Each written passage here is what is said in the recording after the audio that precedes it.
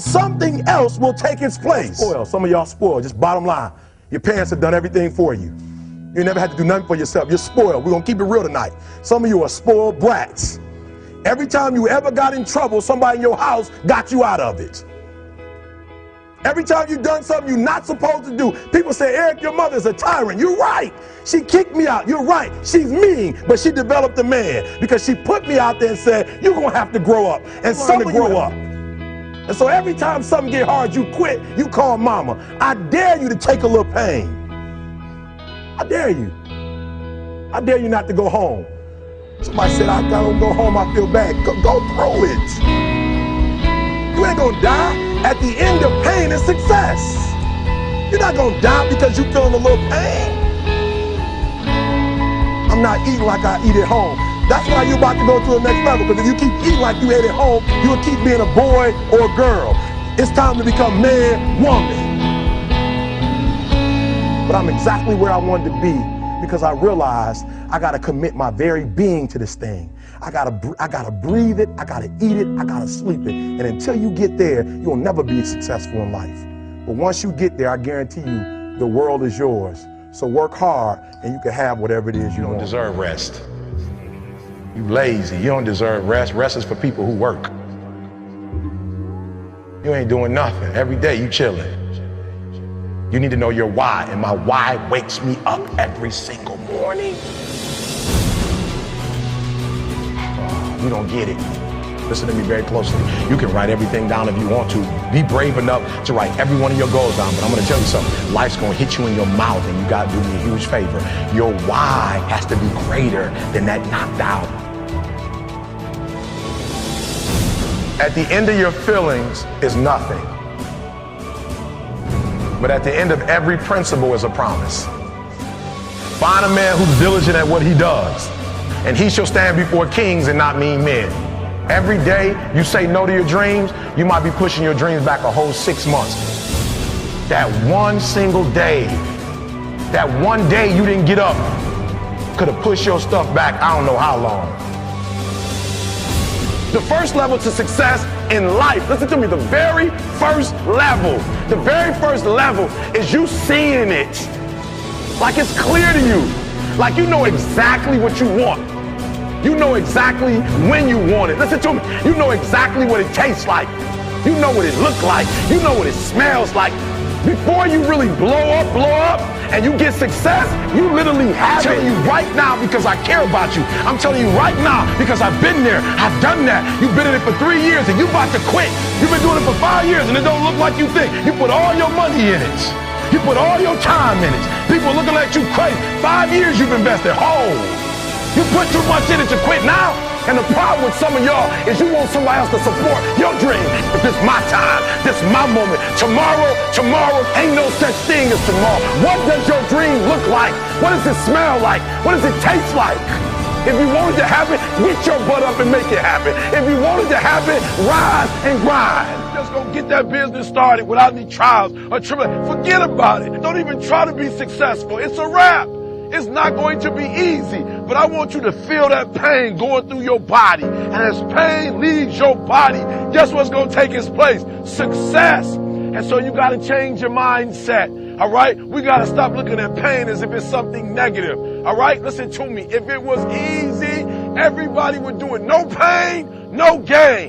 But I guarantee you, if you can outlast pain, if you can get through that pain, if you can get through that discomfort, all right? If you can outlast that discomfort, you got to go through pain. They all success. When you travel down success, you got to go through the road of pain, baby. I told you before, if it was easy, everybody would do it. And you keep talking about the mistakes. You keep talking about the past. You keep talking about your trials. You keep talking about your situation. And I want you to know that everybody that's ever been great, everybody has had an obstacle to overcome. They've had a barrier that they had to climb. There is no individual who's ever reached success and he didn't have to go through an obstacle or a barrier to get there. Listen to me very closely. Sometimes it's going to be hard. Sometimes you're going to look all around you and nowhere do you see success. Nowhere do you see anything that remotely looks like success. But you got to embrace the faith. You got to believe that although it's not happening right now, if you keep pressing, if you keep pushing, guess what? One day is going to be your day. It only take one extra push-up. It only takes one extra mile. It only takes one extra grade. It only takes one extra effort. It only takes one extra something to get you to where you're trying to get to. And the goal is you got to go a little further than the man who's trying to get what you're trying to get. You can't go around it. You can't go under it. You can't go over it. The only way you can get to it is through it. Tired, E.T. I put in the work, E.T. I'm not seeing the results, E.T. I'm ready to give up, E. I'm ready to give in. E, come on, E. I did what you told me to do. I read the book you told me to read. I put in the hours you told me to put in. E, I'm doing it, and I'm not seeing anything. Listen to me closely. Listen to me closely. When you get to the point where enough is enough, when you get to the point where it hurt real bad, when you get to the point you can't take it no more, when you get to that point, I'm telling you, I can't explain it to you, but doors start opening, opportunities start happening. But what you cannot do is you cannot quit doing the process. You cannot give up because it ain't what you see. You cannot give up. What you got to do is, you heard it. Champions keep going when they don't have anything left in their tank. That's the difference between the greats. That's what separates them. When they don't have no more, when it's over, when they're tired, when they're frustrated, when they're ready to give up, when they spent their last dime, that's when they get started. Are you hearing me? It's when you have nothing left. It's when you depleted all your money, when all your energy gone, when you have nothing left. That's when it's showtime. When you find a way out of no way. When you find breath that you don't have. When you find energy that did not exist. When you want this thing as bad as you want to breathe, that's when you find a way. Just stop and take the class you don't like, because it's a process, Danielson. Okay, so I want to challenge you. I dare you. Try to go to every single class one semester. I dare you. I don't care what the weather is. When it gets cold, I dare you to try to go to class anyway. I dare you to take a morning class. I love my students. This is what they tell me. Mr. Thomas, I can't take an 8 o'clock class. I say, what do you mean by that? You can't take it? Like, you're allergic to it?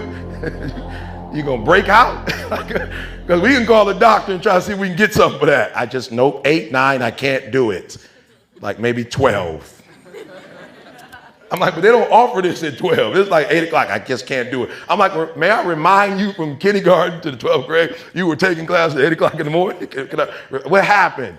Listen to me. If you can't wake up that early, then there's a chance there's some other things in terms of success that you're not going to be able to do. So I'm paying to go to conferences. You don't want to be like me. Instead of buying Jordans, I'm using that $100-something to fly and go to a conference. You don't want to be like me. You lazy and you don't want to work. That's what you should say. You don't want to be an entrepreneur.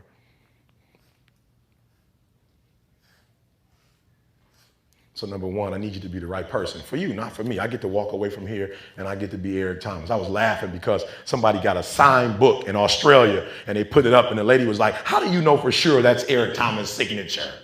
I'm laughing. I'm like, wow, we live in a society where people's words they don't mean anything anymore. That you have to question if listen to me, I drove to Ohio. I picked up 500 books because 500 people pre-ordered. And for 2 straight hours, I signed every single book. My boy said, well, E, you can sign them, at least let me put their name on there. He said, ain't nothing wrong with that. I could just put to Derek and then you could write the rest. Listen to me, I just didn't put Eric Thomas. I wrote a personal message in every single book. Why? Because that's what I told you I would do if you by faith bought the book before it came out. Right person. I could have cheated. Well, who am I cheating when I cheat? Myself? And I knew as I wrote each one, it took me 2 hours to get them all done and get them to the post office in time because I said I would send them out no later than Friday. I remember back in the day, you remember there's a time when you didn't have to do contracts? This is way back in the day, this is before y'all day. This is way back in the day that if a person did this right here, they were silent. Solid. He shook your hand, he looked you in your eyes and said, I'll be there tomorrow at 8 o'clock. You best believe he'd be there at 8. We don't have that no more. We got to get back to the right person. You saying stuff out your mouth you don't mean. I love you. Don't listen to me. Don't tell her that. You know you're not serious. Don't say, look, I'm young right now, immature. I'm just trying to have a lot of fun. And you're just one of the people that's on my list right now. I mean, just keep it real. Just be honest. You know what I'm saying? Can we just keep it real? Stop playing games, because then you hurt people when you're playing games. Because you told somebody you loved them when that's not really what you meant. Just man up. I'm still immature, I'm young, and I want to play the field. I'm not ready to settle down. Man up.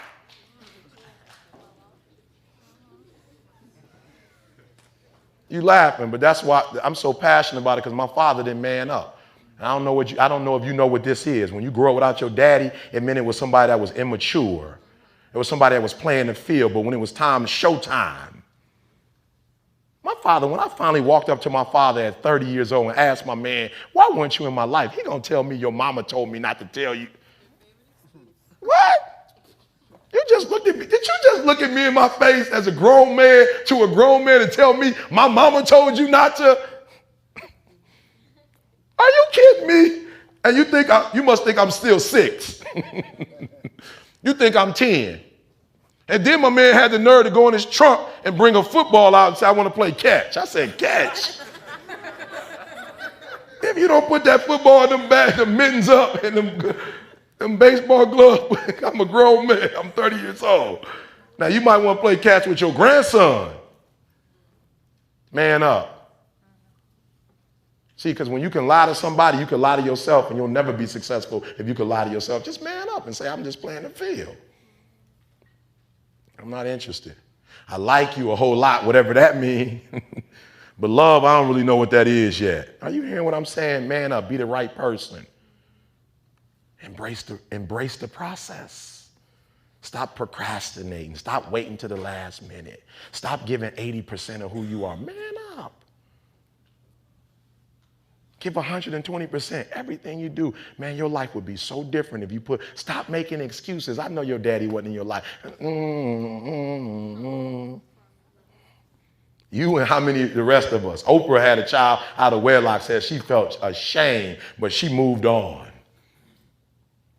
They told Oprah, I love it, no excuses. They told Oprah, listen to me, I want to fix it because we're in college. You might say they told Oprah that she was cosmetically challenged and so she couldn't be on national television.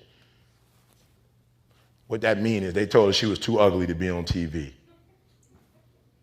They kicked her off the network. They said, boo, you good, but ooh, the camera, you and the camera, it just is not a good relationship. It's just not really working. I love Oprah though. Oprah didn't go somewhere and lay down and quit. Mr. Thomas, my advisor told me I would never be an engineer. Who was your advisor? Who is your advisor? My advisor told me I could never be a doctor. Okay, tell him thank you. Try to get you another one.